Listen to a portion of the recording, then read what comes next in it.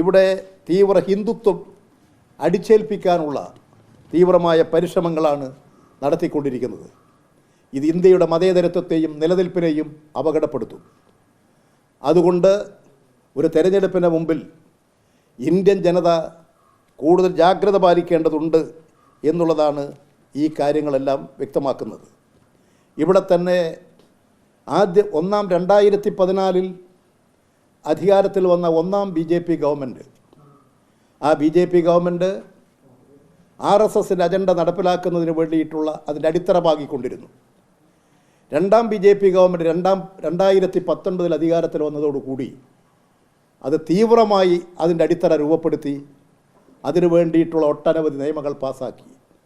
ഗോവധ നിരോധനം, മുത്തലാഖ്, അതുപോലെ ഏക സിവിൽ കോഡ് തുടങ്ങിയിട്ടുള്ളവയെല്ലാം ഒരു ലക്ഷ്യം വെച്ചുകൊണ്ടുള്ളതാണ്. ഇവിടെ മുത്തലാഖ് ഹിന്ദു അല്ലെങ്കിൽ മുസ്ലിം ഇതര ജനവിഭാഗങ്ങൾ വിവാഹമോചനത്തിൻ്റെ കേസ് സിവിൽ കേസാണ്. പക്ഷേ മുസ്ലിം വിഭാഗത്തിൻ്റെത് ക്രിമിനൽ കേസായിട്ടാണ് മാറ്റിയിട്ടുള്ളത്. ദുരുദ്ദേശപരമാണ് ഇതെല്ലാം. ഇത്തരത്തിലുള്ള നിലപാടുകളാണ് സ്വീകരിച്ചുകൊണ്ടിരിക്കുന്നത്. അതുകൊണ്ട് ഈ പ്രശ്നങ്ങൾ ഉയർന്നു വരുന്ന ഘട്ടങ്ങളിൽ കോൺഗ്രസ് പാർട്ടി സ്വീകരിച്ച നിലപാട് അങ്ങേയറ്റം ആക്ഷേപകരമാണ്. അവർക്ക് ആത്മാർത്ഥതയില്ല.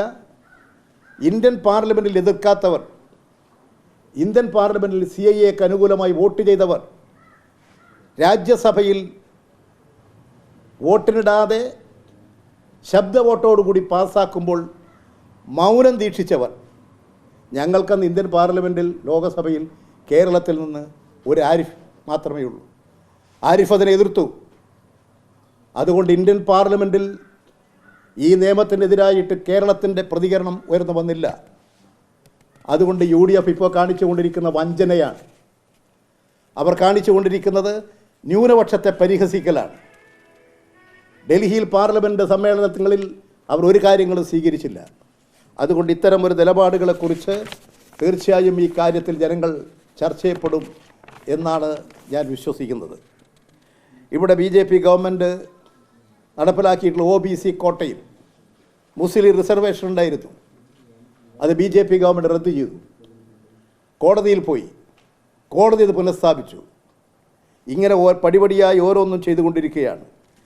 ഇവിടെ സച്ചാർ കമ്മീഷൻ റിപ്പോർട്ടിൻ്റെ അടിസ്ഥാനത്തിൽ മുസ്ലിം പെൺകുട്ടികൾ വിദേശത്ത് പോയി പഠിക്കുമ്പോൾ ആ കുട്ടികൾക്ക് നൽകുന്ന സ്കോളർഷിപ്പ് അതിൻ്റെ പലിശ ഗവൺമെൻറ് സബ്സിഡിയായി കൊടുക്കുമായിരുന്നു. അത്തരത്തിലുള്ള വായ്പ നിർത്തൽ ചെയ്ത് കഴിഞ്ഞു. അതുകൊണ്ട് ഇത് വളരെ ഗൗരവമുള്ള ഒരു നിയമമാണ് ഇപ്പോൾ പാസ്സാക്കിയിട്ടുള്ളത്.